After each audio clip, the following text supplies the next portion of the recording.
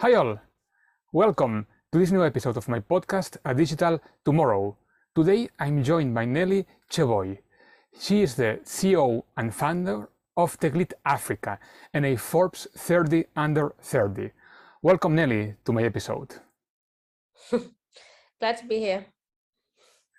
Well, it's actually my pleasure to host you today, and I'm looking forward to having this discussion with you. But I think we should start from the very beginning. I would like to talk a bit about your personal journey, which is a very, I would say, unique one, quite different from the personal journeys from the people I normally interview on my podcast. Basically, well, as I read online, you grew up in a rural village in Kenya in dire circumstances, which made you decide to fix poverty for good, which is, of course, an ambitious goal. So, could you please a bit more about your personal journey, why you ended up like doing what you do right now, and anything you want to share? Yeah. Okay. So yeah, I grew up in a village called Mogotio, which is 4 hours from Nairobi. And I am the second to last. So I have two elder sisters and one youngest one. So during my formative years, I was raising my mom was putting my two elder sisters through school. And school is very expensive in Kenya. You pay so much to go to high school. Parents pay so much. And so my mom, when I was around 9 years old, my sisters were in high school. And so she was always traveling, just doing different businesses to put my sisters through school. And so she was rarely home. Like she'd get home at 10 p.m., sometimes midnight. And then I have this little sister who's crying. So I'll go and scavenge for food and try to feed her. And so I grew up watching my mom work really hard. And that gave me so much drive because I kept seeing her trying different businesses, like she'll buy goats and then she get kicked out of the business because she's a woman. She'll go to Uganda and buy clothes and then or bananas to come and sell in Kenya and get arrested at the border. Then she would try a different business. So with her, she would just like fail with one business, get up the next day and start a new one because she had kids to educate, and so I just really became so motivated to just like I really wanted her to retire and I really wanted to take care of her. And I also wanted to write the stories of kids growing up in Kenya. I wanted kids to have a childhood. I wanted kids to have resources. And so I embraced education. I studied so hard in school, and it looks a bit different over there. I used to go and study at a veranda where they have electricity because my mom couldn't afford kerosene, and so I'm studying like up to 2 a.m., just a little girl outside in a veranda up to 2 a.m. And I did really well in my primary education, went to a really nice high school, and was never in school because I was constantly sent home for tuition. Every time I go home for tuition, I bring my textbooks with me to catch up on my studies as I help my mom with her businesses to get enough money for bus fare to go back to school. And so, and that was really mostly of my high school, never in school, just constantly sent home. But I still was one of the top girls in the nation from graduating high school. And that gave me, through that, I got a scholarship to come to America. And then when I got to America, my life changed.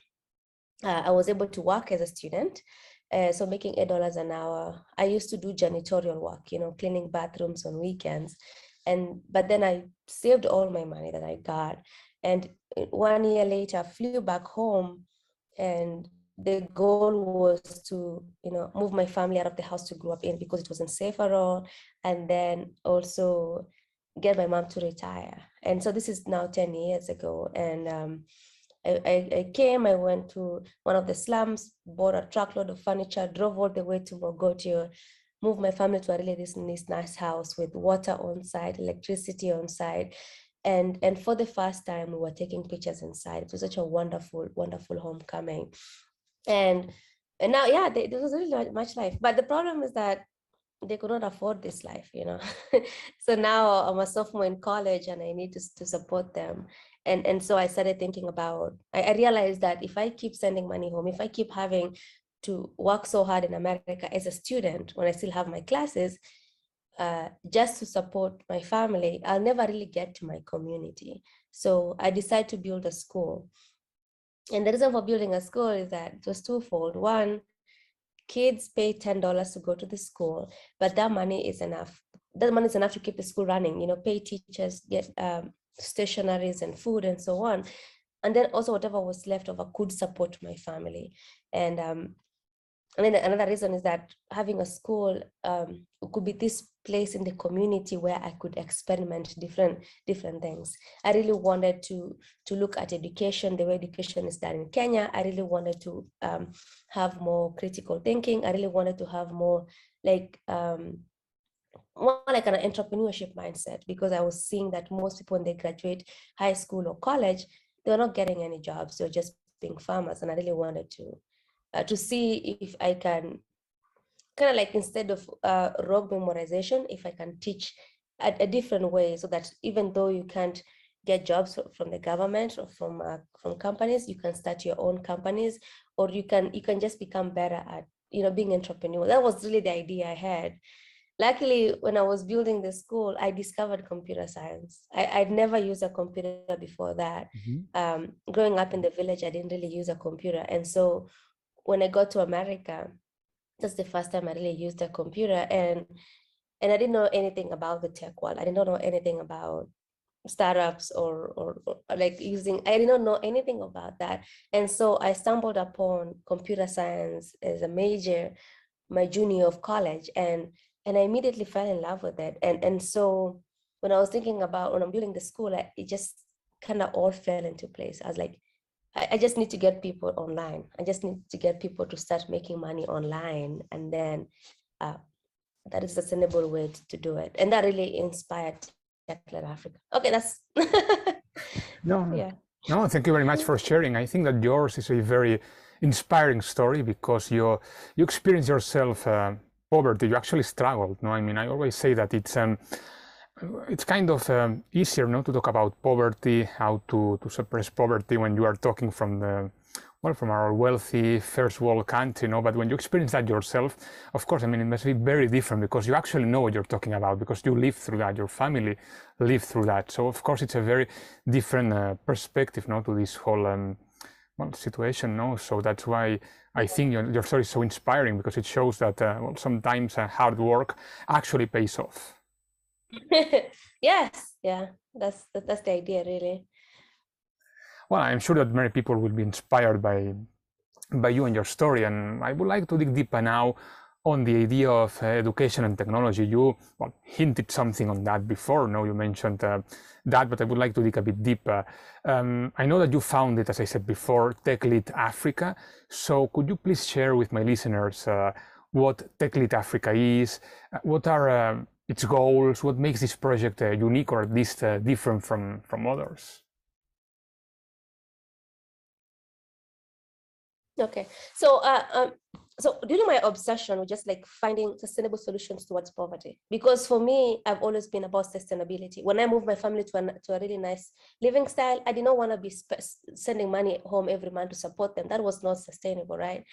Even when I think about aid, I think about not just giving people food, but how do you enable them so they don't have to ask for food tomorrow? And that's always been my mind on sustainability. And so I've been obsessed. I kept wondering, like, what is it about us as rural Africans? What makes us so poor? Why are we always suffering? And the more I thought about it, the more I realized that it's these systems that make it really hard to thrive. For example, if you're starting a business, let's say just selling tomatoes, any money you get, there's someone in the family, there's someone in the community waiting for it. It could be like your sibling who needs to go to school. It could be someone who is like someone needs medical expenses. Like there's a fundraiser here for a funeral. So it's very common that it's really hard to take the money from your business and invest it back in your business. If you want to get a loan, you're looking at 13% interest rate. If you say you want to distribute the tomatoes into different, you want to branch out, you want to distribute, you want to become a distributor of tomatoes, we don't have reliable roads, right? And so it becomes really hard. If you want to start a tech company, you can't find talent locally. You have to outsource talent out of India or Europe, and that gets really expensive. And so I can't even start talking about investment, right? And so it's really hard to go from just to make it as an entrepreneur here. So what we normally see is that these very many small entrepreneurs, like just kind of like very simple shops selling tomatoes, but it's very hard to go from that level to the middle level, which I think that's what the economy is. If you can get to a point where you can start a company where you hire so many people, and then those people don't have to be entrepreneurs, just have to show up to work and support their family that way, that's how you have a thriving economy. But what we have is these small businesses and then the mega corporations that are coming in from outside, right? And then the government jobs. And so to fix those systems is really hard. And then I looked at a digital economy. You don't need good roads. You don't need good banking systems, at least in the beginning, to be able to tap in the digital economy. You just need to have a laptop, and you need to have the resources, which is another important point. You need to have the skills to be productive online. You can have internet 24/7, but if you don't know how to make a website or you don't know how to do social media marketing, then it's not useful to you, right? But you can learn. And that really is the idea for TechLit Africa. It's really to just give people the skills, right? Because rural Africans lack opportunity to make a living.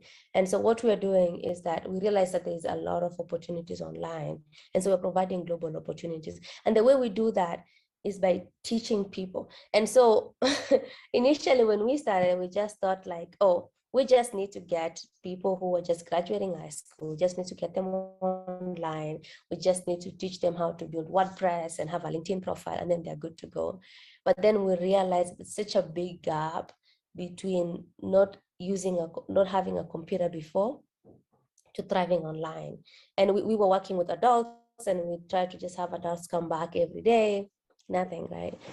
We're just trying to get like from 3 adults to 4 adults. Like we're trying to grow our weekly users from 3 people to 4 people. And it was so hard. It was like pulling teeth. And we realized that because they haven't grown up with technology, it's really hard. And so we switch our focus to work with kids. And when we were working with kids, we have 3 pillars, which is self-efficacy. With being online, how can you get motivated to self-teach, to learn anything, because you have all the resources online. The kids are growing up just relying on their teacher. Listen to what the teacher said, just is the authority on everything. But we were trying to teach them like whatever topic that you want, you can just learn online. And the other point is just like troubleshooting and debugging, knowing that you can look at systems, you can debug it, you can you can figure it out yourself, right? You can try and fail. And then lastly is just internet skills, like how do you market yourself online, how do you become a digital citizen, right? And so those are the 3 pillars that we're teaching. And we think that if the kids are growing up with those 3 pillars, and of course the hard skills like touch typing, coding, and so on, if the kids are growing up with this, then they're in a better position to like be working remotely from Google when they graduate high school, right? And that's really the idea that we're going through. And just so our solution simply is that we go into schools, we partner with schools, we bring in our computers, the schools identify a room, so we bring in our computers, and we have our classes. So we hire community members locally to run our classes. We run about 8 classes a day in one school. And so every 2 days we see the entire school, and then we just mostly teaching those 3 pillars. So we are there every single day. We are there as part of the school's curriculum, and the kids are just growing up with this resource, which I think is it's really important to have continued access. And also it just it really makes our product a lot easier to build, because we're there every day, we're able to iterate on it, we're able to observe how it's being used, and so on. And lastly, so last year we were in 10 schools partnering with 4,000 kids. This year we are trying to 10x our growth. We want to go to 100 schools and impact 40,000 kids. And the way we are doing it is a hub and spoke model, where we go into a community, and then each community we have a hub, like an office, and then we identify schools around there, like 10 schools. And then that schools, like the training is happening in the hub, the refurbishment, and so on is happening in the hub. And so with that, we can have a self-sustaining community that the hub is the central place that supports it, which makes it really easy to get to 100 schools, because we just need to 10 hubs. Well, thank you for sharing. I think that's a very important growth. I wanted to ask you as well, what were the biggest challenges or roadblocks that that you faced throughout this process? Because I can imagine that even though the outcome seems to be, well, I mean, great and it's growing consistently, I can imagine that you must have faced some kind of challenge, roadblock, issues. Yeah, I mean, of course, every day, that's entrepreneurship life, right? I think our biggest challenge, it changes. So when we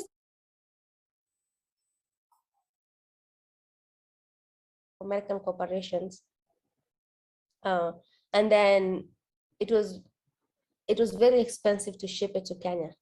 So we are looking at like almost 50% of the computer's value to import it to Kenya. So in the beginning, that was like, it was so hard. We're like, oh my God, how are we supposed to distribute technology if it's so expensive?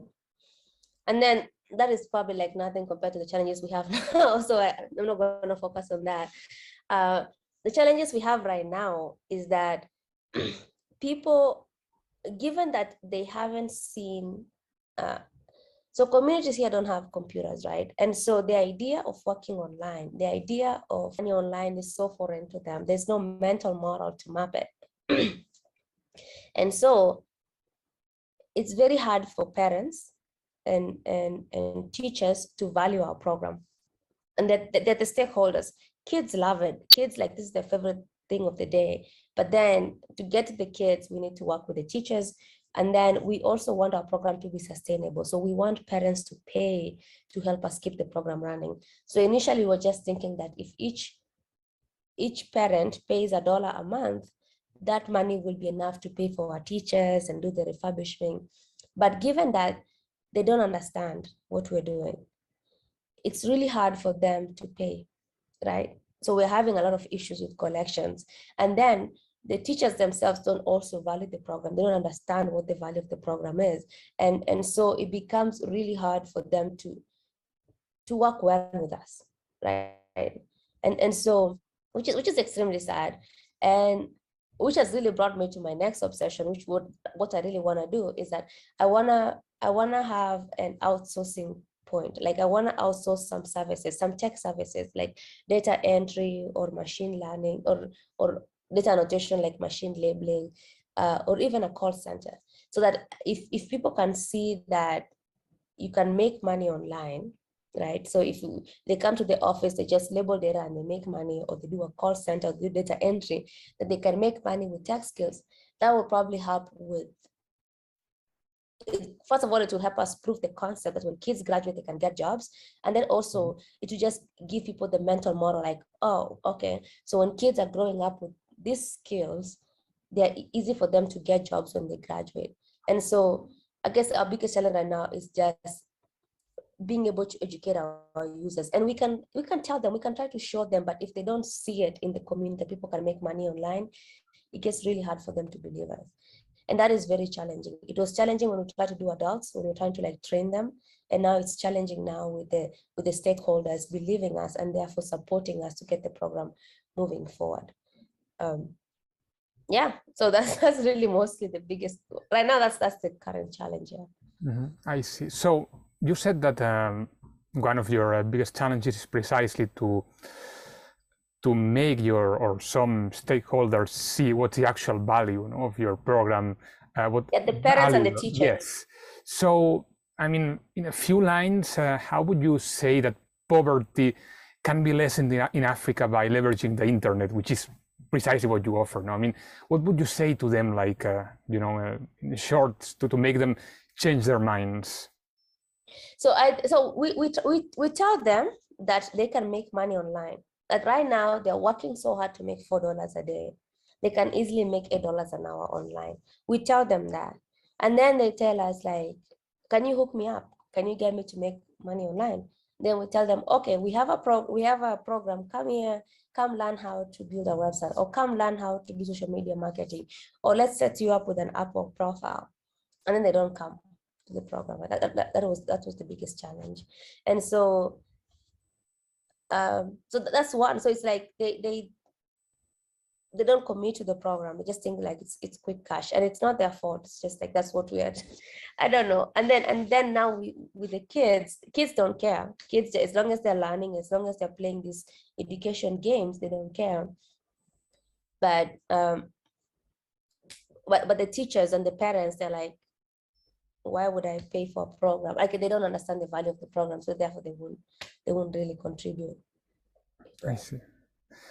I also read that you mentioned that what you want to do is as well to change the narrative of kids growing up in communities like yours. Mm-hmm. So I wanted to ask you first, what's the current narrative that exists in this kind of communities and situations? Yeah, okay. So I think so you're growing up in this small village. So you're going to bed hungry, you're going to school barefoot. That's one. You go study at a primary school, right? And then if you don't get like, if you're not one of the top students, you don't go to a good high school. And then if you don't go to a good high school, so the way it works, you go to primary education 8 years, you go to high school, and then the grade that you get out of high school. So high school has a 1-month placement exam at the end. So this is this really hard placement exam at the end. And if you don't do well in it, that's it, you're done, right? If you do well in it, you go to a university, and then in university, you go study really hard, but you don't really get a job. So it's always like the story of pain and struggle and just lack of resources. And so for me, the way I really want to change that is that first I want to make education a little bit not like a funnel, because I know it's a funnel, like it's a filter. If you don't do well, you're done. Like if you just don't do well out of primary school, that's it for you. If you don't do well out of high school, that's it for you. You may go to college, you may get lucky, but that's it for you. What I really want to change is I want to make education more dynamic. I want to make it that, like, for example, you're growing up with TechLit, you're learning how to code, you're learning how to do social media marketing. So it doesn't matter if you go to a nice university or not, because you have the skills to start making money online. That's one. And then I also build schools, which is different from TechLit. And then the schools that I built, like the one I built the first, I already have a second one. The one that I built has a lot more resources. It has a music studio, it's going to have a dance studio, it's going to have tennis. I really want to bring the resources that I see there in Chicago. I want to bring it here for the kids growing up here to have it. And that's really another thing, is that as a kid, I want them to have all the resources so that they can thrive. That's really what I mean by that. Mm-hmm. Well, that's a very remarkable goal. And I wanted to ask you about the pandemic. Well, I mean, we know that the pandemic has affected the whole world, in many negative ways. But when it comes to digitalization, well, to some extent, we could say that at least in some places it has like turbocharged a digital revolution to some extent, as I said before. So how would you say COVID-19 affected the digital transformation roadmap in Africa? Would you say it's made a big change, or you cannot actually notice it that much? I think so. What happened, like in Kenya, they shut schools down for a whole year. So from March, like the schools were shut down for a whole year because they didn't have the resources for schools to go online, right? So which is really sad. And then Uganda, they shut it down for 2 years, right? And so I think what it really did is that it brought the disparity that we see in places like this, where if you can't go to a physical building, there's no resources, there's no to have online school, because the teachers don't know how to use it, we don't have the equipment, there's no internet. And so even for us TechLit, we had to take a break because there's nothing we could do. Like the schools were out, our program, we didn't have enough machines to send like computers home with kids. Even though we did, they didn't have the technical know-how to do it.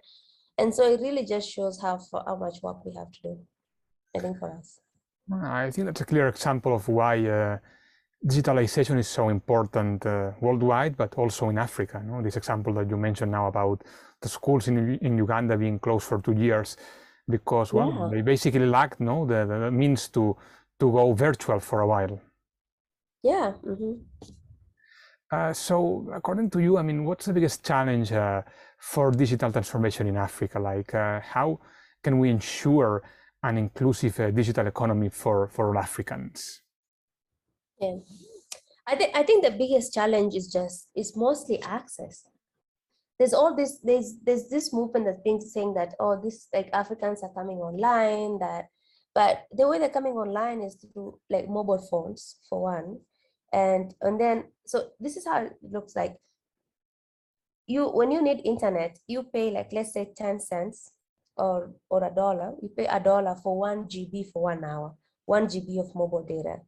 So normally, like, internet is almost like a reward. You wake up in the morning, you go do your construction work, you go do whatever it is, and then at the end of the day, at the end of a really long day, you spend your 50 cents, you buy 500 MB of data, you go to WhatsApp, right? You catch up on your messages, or you go to Facebook, catch up on your messages, and then that's it. That's your 1 hour day of internet, of limited internet. You can't really do much with that. First of all, you're using it on a phone, so it's really hard to really create or even learn a specific skill. Yes, you can watch YouTube tutorials there, but 500 MB, you can't really watch much. And so people really coming online is just really just coming in for communication. And then it's a lot more consuming and less creating, consuming Facebook, consuming TikTok, not really creating as much. And so I think if someone here, if someone in Mogotio knew that they could spend some time, instead of spending 50 cents a day, if they could take like $10 and buy enough internet for 2 weeks, and then watch videos on Google Ads, like how to set up Google Ads for businesses.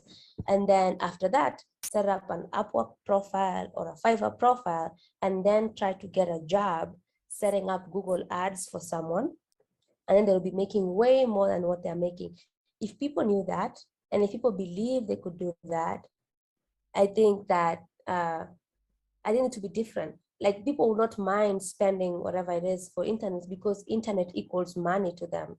Right now, internet equals just a little bit of relaxation, catch up on gossip, and then that's it, right? And so what is missing is that idea that, oh, it's okay, I can spend $10, $100 on internet for 1 month. I can spend the time to learn, even if it's on my mobile phone, spend the time to learn Google Ads or whatever it is, or social media marketing or so on, and then be able to get jobs on Upwork or Profile, or even go as far as building a brand on LinkedIn, posting how like coding videos every single day, and getting a job as a freelancer, or getting a job as one of the engineers at a company, right? And that is what is missing, and it's missing everywhere, especially in rural Africa. No one knows this, and no matter how we sound like a broken record trying to tell them this, like trying to say it, trying to show them, trying to like, and I think really that's really the biggest challenge, is that people don't know the value, or even some of them could use the internet to market their small businesses. Like, make sure you have your business on Google, make sure you post photos of your, let's say if you're a tailor and you make dresses, you can use Instagram to market your program. But Indeed. yeah, so that disconnect, most people even though they're online, they're not really online, they're offline. Like, when it comes to using the internet to create value or improving your reach, the value of the internet is that you can reach so many people at once, that you can distribute your product so far and wide than what you did before. When it comes to that value of the internet, they don't use it like that. Right? No, I mean, it makes sense. If you don't have much, it makes sense not to spend too much on the internet, if to you the internet is just for watching YouTube videos. Yeah. Exactly, or TikTok, no, because at the end of the day, it's just a hobby. And so if you don't have much, you won't spend much on that. But if somehow you can teach them, no, that the internet, aside from this more like part of leisure, also allows them, or will allow them, no, to to market their products, to use Google Ads, as you said, to use Instagram, for example, to advertise your products, then it may make more sense to spend a bit more on that, even if you don't have much, because you may be getting much more revenue out of that. So I think, yeah, I mean, it's all about education in that sense. That's what we're teaching in the schools, yeah. No, So it we're makes trying. perfect sense. Yeah. And so, to you, what countries in Africa are making maybe more efforts in the area of digitalization? Like, is there any country that you see more advanced than the others, or any sub-region in Africa that you think is doing much better than the rest? I really don't have an answer to that. I'm sorry. I just I'm No just a problem. founder, right? Like for me, I'm just like I'm a founder. I'm like, okay, I'm in this small village and we're having trouble with adoption. So I'm working on this. Like I'm so far on the ground. I'm really with the end users, with the schools and the kids, that for me it's really hard to pull out and really look at the entire continent. So the goal is to go from rural Kenya to rural Uganda to rural Tanzania. Yeah, I really wish I knew that. So, and then I No, haven't really traveled within the continent. I've only been to Kenya, so it's really hard for me to compare. Mm. no, and I mean, even if you go to all the countries, I think that I mean, a certain country may design and try to implement a, let's say, a national roadmap, which may look very fancy, but at the same time, it's pretty much what you said now. I mean, one thing is maybe what from a higher political level a country decides to do, and the other thing is how this actually translates into reality when you are on the ground on that rural area and on that rural village. I mean, because that might be very different from what it actually looks like, in a capital of a country. So I guess, I mean, your approach makes perfect sense. I mean, you are there on the ground working and not like Yeah, studying the whole continent, because one thing is what's written on paper and the other thing is what's actually there, what you can see when you go there. yeah, yeah, definitely. Yeah. And well, now before wrapping our discussion up, I just wanted to ask you, and I know it's a tricky question because obviously you don't have a crystal ball, but based on your experience and what you see, how would you say that the poverty situation in Africa will be in, let's say, 10 or 15 years from now? I mean, do you envision like a clear improvement? Do you think we're going to be pretty much where we were? What do you think about that? I really think, God, I really hope it's gonna be better. Because then all our efforts will be working. I really think that given that we are coming, at least with what we're trying to do, we are coming in at a really young age and the kids are growing up with this technology. We are hoping that when these kids are graduating school in 8 years, right, that it will not be like what it is now, where it takes really hard to convince them that they can make money online. They'll feel like they already have the skills, they just need to get online and start make money. And I'd also really hope to have more outsourcing joints out of Kenya and out of Africa. So in terms of like, we see a lot of outsourcing out to India in terms of data annotation, in terms of customer support, in terms of just even engineering work and tech work. I really hope that to shift that to have more on the continent, to have more to have Kenyans and Africans stepping into that economy as well. And with those kinds of things, with those kind, like if we're able to have more outsourcing joints and having more people business, like I feel like it's going to help its adoption, and the money that they'll be making from that is a lot more compared to what we'll be making locally, and that would really kind of like have make it spread further, right? Because we just need to have a pilot of what, like, show what's working, right? And then get more people to adopt it, get more people to do it, and then therefore really spread. Mm-hmm. Well, fingers crossed. Yeah. Thank you very much, Nelly, for for sharing this half an hour with me. I think it's been very interesting to hear from you about your personal journey, which, as I said before, it's not like the most common one when I interview people from the digital world. I mean, yours is very unique and very inspiring. So I hope everyone feels inspired after listening to you. I sure did. And thank you as well for sharing everything about TechLit Africa and what you do. I think what you do is remarkable. And this goes much beyond just business or startups. No, it's much more than that, because you are actually, well, trying to make a social impact, no, to make a social change. And I'm sure you are doing that. I mean, we just need to look at the figures that you told me before, no, how you multiplied per 10 the amount of schools and students involved in 1 year, no? So I really hope your business continues to grow like exponentially year after year, because it will mean that many more people in Africa are given opportunities to thrive and try to get out of poverty. Yes, that's the goal. Yeah, really thank you for having me. Well, my best wishes to you, and as I said before, thank you very much for your time. And well, to all my listeners, thank you very much for listening to this episode of my podcast, and please stay tuned for the next ones. See you soon.